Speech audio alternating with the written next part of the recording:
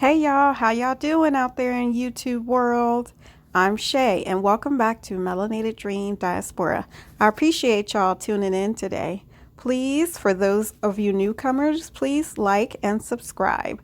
Today's video is just a little different. I decided to do a voiceover because I wanted to do like a little collage of my side hustles in Kenya and how I survived, what I did to earn money. So thanks for tuning in. Hope you enjoy the story. So I thought I'd start by showing you this cute picture. I was actually on my way to downtown Nairobi for a modeling audition. Didn't work out, but everything came out super cute and I was feeling myself that day. So many of you know already that I am known as the Cupcake Lady or the Yeri American. I had my little 15 minutes of fame in Kenya with selling cupcakes, and that was probably one of my fun adventures. I would say probably most fun adventures that I had the opportunity to do. I started out selling my cakes in Kikuyu town, and I would sell them for 30 shillings, sometimes 50 shillings, depending on the day.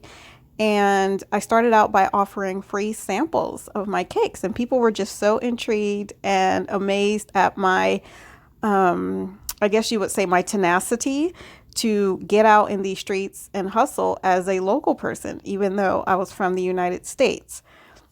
So my cake business got me nationwide attention, and I actually was on KTN News. My cakes came in coconut flavor, which I would say was probably the second favorite. And it also came in lemon. My lemon cakes were really popular. I got to make a few birthday cakes from the lemon cake. Lemon cake was my favorite. Banana cake was probably my number one cake, I would say. And I used all fresh fruits in my cake as well. And mango cake as well, which was pretty good. People really enjoyed like the mango because mangoes are in abundance in Kenya. Some of the people I have to give thanks to are some of the local reporters in Yeri. I'm sure you know this beautiful woman, Carol, and also this cameraman behind the scenes. He also took interest in my story as well, and he made this come true. KTN was one of the news stations. Like I said, Daily Nation, I was also featured in there. And The Standard also did a story on me as well. I was also interviewed by a couple of YouTubers. Please head over to African Tigress channel to find out more about my story and what I was up to in Kenya. And also Afro American in Africa. She also did a written story and a audio story. Not only were these ladies my friends, but I had the pleasure of working with them and doing events. As you can see, local celebrity Irush and my good friend Jacqueline. She owned a bakery and food catering business. She gave me the opportunity to get creative and do some really nice things. And I really appreciate her for letting me come into her business and share some ideas and just try to uplift me, you know, as a woman in Kenya. She was amazing at what she did, and I really enjoyed and had so much fun with her, just being creative and just making, you know, smiles and new friends and things like that.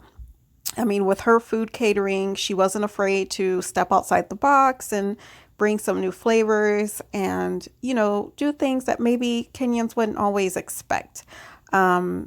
This right here was my first fashion show I had the pleasure of doing with her. It was one of the first events when I started working with her that I went to. And I just thought that this was the most coolest thing ever because I love African fashion. It's just everything to me. So doing this event, seeing some of the most beautiful women was amazing. This was a reggae concert that we did with Capleton, and that was the bomb. I don't even know. Meeting him was just too cool for me. And so it was an amazing experience.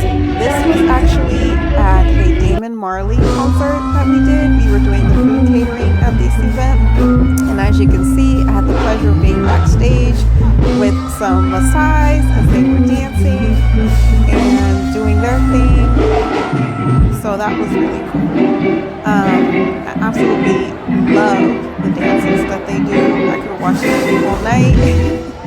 So here is David Marley on stage doing his thing. I was backstage getting ready to serve them when they came off stage. So that was really fun. This concert was insane. It was packed. It was held at the carnival. So that's a local and exotic restaurant. Here's a couple of photos from the event. My good friends that came out to support me. They were cooking meat inside of a rhino. That was cool. Here's a couple of my co-workers that we were doing the event with. And of course, me and Damon Marley. Awesome. Here is Eric Wanaina. He is also a Kenyan celebrity and musician, amazing musician, I may add. And here they were singing me happy birthday. So I just thought that that was the most Wait, I want the other song, Cut the Cakey. I want Cut the Cakey too. Because they took the time, from their rehearsals that they were doing. I believe they were rehearsing to head over to New York and do Broadway. So this group of talented, musicians, and I was just serving them tea and, snacks and things like that. But they were really good to me. I appreciate them. On to my next side hustle. These are, I guess we would say, the Biddy Badu brothers. And boy, are they handsome, aren't they? The gentleman in the blue shirt was my boss.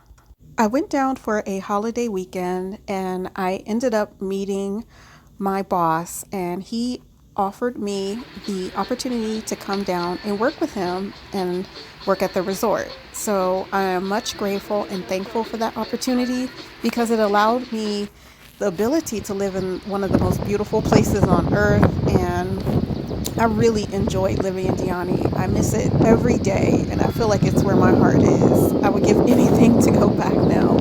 But apart from that, I didn't work at the resort too long, but I did move on to doing other property management, holiday rentals, and working with other local resorts in the area. And I continued on, getting clients and bringing them to Diani and renting out, rooms and things of that nature.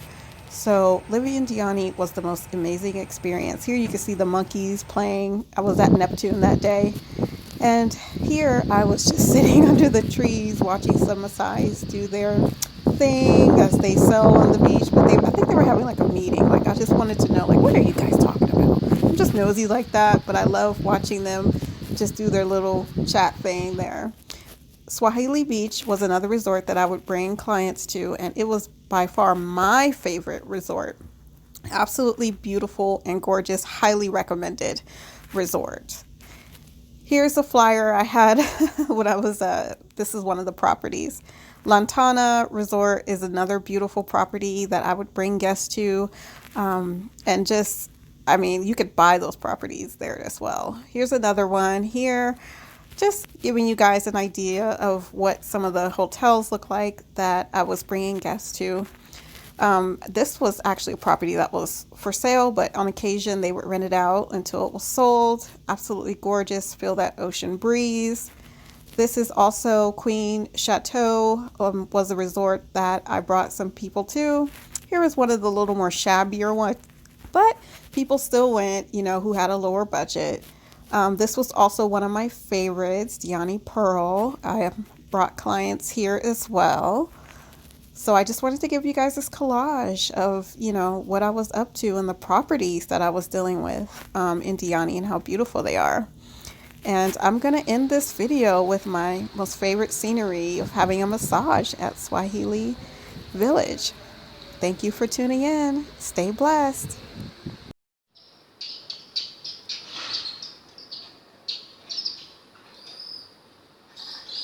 It's a gang war.